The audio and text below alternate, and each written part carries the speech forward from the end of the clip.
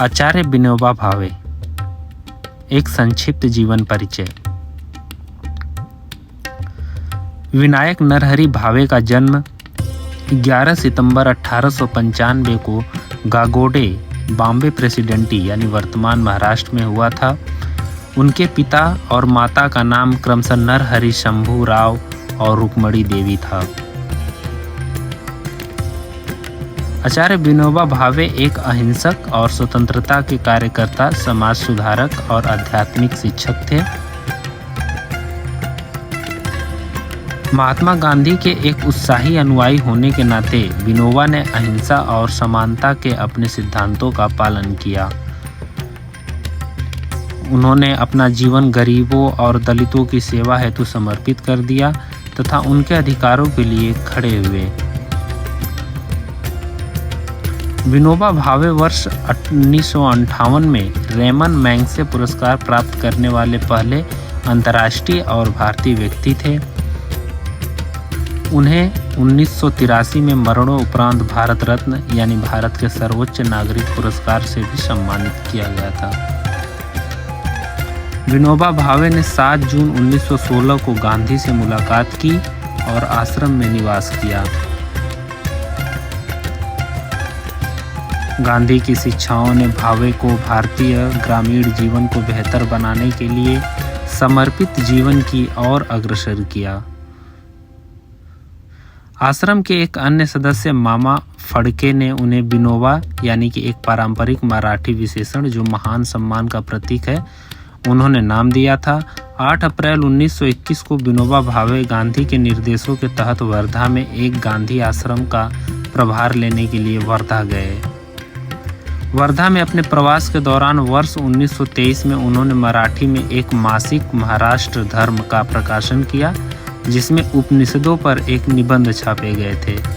उन्होंने असहयोग आंदोलन के कार्यक्रमों में हिस्सा लिया और विशेष रूप से आयातित विदेशी वस्तुओं के स्थान पर स्वदेशी वस्तुओं के प्रयोग का आह्वान किया। उन्होंने खादी का कताई करने वाले चरखे का उपयोग किया और दूसरे से ऐसा करने का आग्रह किया, जिसके परिणाम स्वरूप कपड़े का बड़े पैमाने पर उत्पादन हुआ। वर्ष 1932 में विनोबा भावे को 6 महीने के लिए धुलिया जेल भेज दिया गया था, क्योंकि उन पर ब्रिटिश शासन के खिलाफ साजिश का आरोप लगाया गया था। कारावास के दौरान उन्होंने साथी कैदियों को भगवत गीता की विभिन्न विषयों को मराठी में समझाया।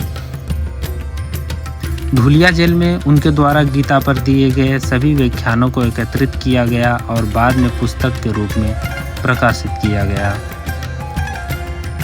वर्ष 1940 में उन्हें भारत में गांधी जी द्वारा ब्रिटिश राज के खिलाफ व्यक्तिगत सत्याग्रही यानी सामूहिक कार्रवाई के बजाय सत्य के लिए खड़े होने वाले व्यक्ति के रूप में चुना गया था।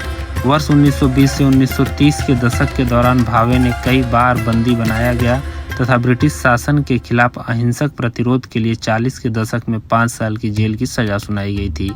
उन्हें आचार्य यानी शिक्षक की सम्मानित उपाधि भी दी गई थी।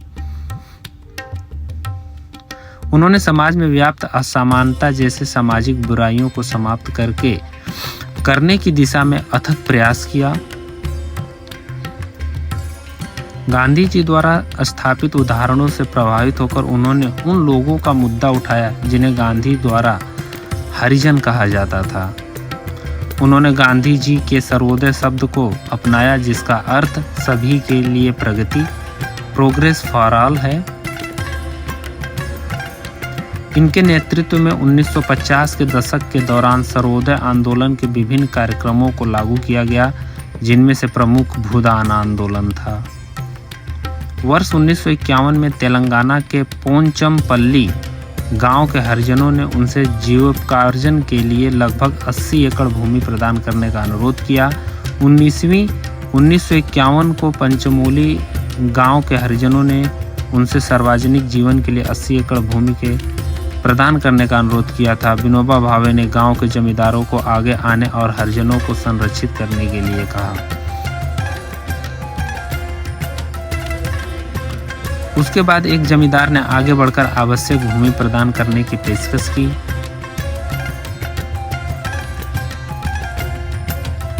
यह भूदान यानी भूमि का उपहार आंदोलन की यहीं से शुरुआत हुई थी।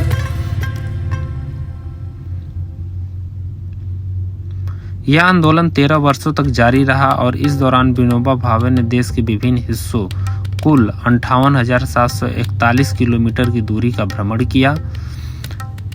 लगभग 4.4 मिलियन एकड़ भूमि एकत्र करने में सफल रहे, जिसमें से लगभग 1.3 मिलियन को गरीब भूमिहीन किसानों को वितरित किया गया। इस आंदोलन ने दुनिया भर के प्रशंसकों को आकर्षित किया तथा स्वैच्छिक सामाजिक न्याय को जागृत करने हेतु इस तरह के एकमात्र प्रयोग के कारण इसकी सराहना की गई। उन्होंने जीवन के एक सरल तरीके को बढ़ावा देने के लिए कई आश्रम स्थापित किए जो विसलसिता रहित थे, क्योंकि यह लोगों का ध्यान ईश्वर को भक्ति में था। महात्मा गांधी की शिक्षाओं की तर्ज पर आत्मनिर्भरता के उद्देश्य से उन्होंने वर्ष 1959 में महिलाओं के लिए ब्रह्म विद्या मंदिर की स्थापना की। उन्होंने गौ हत्या पर कड़ा रुख अपनाया और इससे प्रतिबंधित होने तक उपवास करने की घोषणा की। उनकी महत्वपूर्ण पुस्तकों में स्वराज शास्त्र, गीता प्रवचन और तीसरी शक्ति आदि शामिल है। उनकी मृत्यु वर्ष 1982 में वर्धा, महाराष्ट्र में निधन हो गया उनका। अब दोस्तों यहाँ कुछ आचार्य विनोबा भावे से संबंधित प्रश्न दिए गए हैं जो एसएससी, यूपीएससी और वनडे एग्जाम के लिए उपयुक्त हो सकते हैं। तो आइए हम उन प्रश्नों पर विचार करते हैं। सबसे पहला प्रश्न है, वर्ष 2018 एसएससी सीजीएल टीयर 1 में आया हुआ है, आचार्य विनोबा भावे का जन्म कब और कहाँ हुआ था? ऑप्शन ए है 11 सितंबर 1895 कोल्हापुर में। ऑप्शन बी है 11 सितंबर 1895 गागोड़ा में। ऑप्शन सी है 11 अक्टूबर 1895 कोल्हापुर में। और ऑप्शन डी है 11 अक्टूबर 1895 गागोड़ा में। तो जैसा कि दोस्तों हमने पहली स्लाइड में पढ़ा था, आचार्य विनोबा भावे का जन्म 11 सितंबर 1895 को गागोड़ा यानी कि जो कि अभी महाराष्ट्र में है, इस स्थान पे हुआ था। दूसरा क्वेश्चन है, एसएससी सीजीएल टीयर 1 2019 में आया हुआ, आचार्य विनोबा भावे ने किस आंदोलन की शुरुआत की थी? ऑप्शन ए है भूदान आंदोलन, ऑप्शन बी है सर्वोदय आंदोलन, ऑप्शन सी है असहयोग आंदोलन और ऑप्शन डी है सविनय अवज्ञा आंदोलन। तो जैसा कि दोस्तों हम जानते हैं, भूदान आंदोलन की शुरुआत आचार्य विनोबा भावे द्वारा किया गया था, जो कि भूमि का उपहार यानी कि गरीब लोगों को जमींदारों से भूमि दिलाना था। अगला क्वेश्चन वर्ष 2020 एसएससी सीजीएल टीयर 1 में आया हुआ है, आचार्य विनोबा भावे को किस पुरस्कार से सम्मानित किया गया था? दोस्तों ऑप्शन ए है भारत रत्न, ऑप्शन बी है पद्म विभूषण, ऑप्शन सी है पद्म भूषण और ऑप्शन डी है रमन मैग्सेसे पुरस्कार। तो जैसा कि दोस्तों हम जानते हैं, आचार्य विनोबा भावे को सबसे पहले 1958 में रमन मैग्सेसे पुरस्कार से सम्मानित किया गया था और उसके बाद उन्हें मरणोपरांत भारत रत्न सर्वोच्च सम्मान से भी पुरस्कृत किया गया था, लेकिन सबसे पहले उन्हें रमन मैग्सेसे पुरस्कार मिला था। और अगला क्वेश्चन है, यूपीएससी का वर्ष 2020 में आया हुआ है, आचार्य विनोबा भावे के भूदान आंदोलन का मुख्य उद्देश्य क्या था? ऑप्शन ए है जमींदारों की जमीन छीनना और ऑप्शन बी है गरीब किसानों को जमीन देना और ऑप्शन सी है सरकार के खिलाफ विरोध प्रदर्शन करना और ऑप्शन डी है समाज में आर्थिक समानता लाने के लिए जमीन का पुनर्वितरण करना।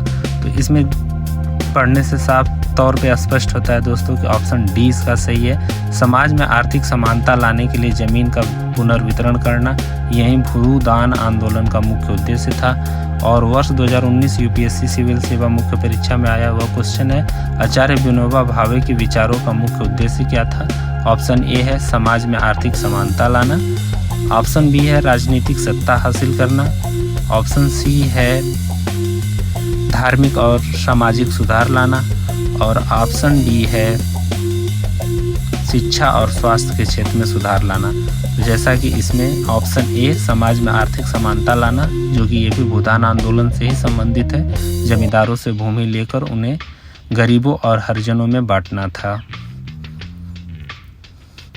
वनडे एग्जाम में आया हुआ क्वेश्चन है, वर्ष 2022 में आचार्य विनोबा भावे किस आंदोलन से जुड़े थे? जो कि ये क्वेश्चन पहले भी आ चुका है।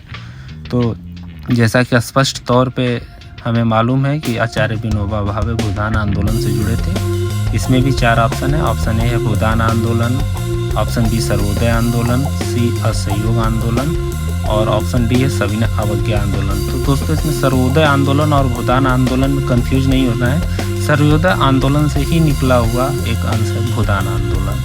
तो विनोबा भावे द्वारा जो मुख्य रूप से संचालित किया गया हुआ था भूदान आंदोलन।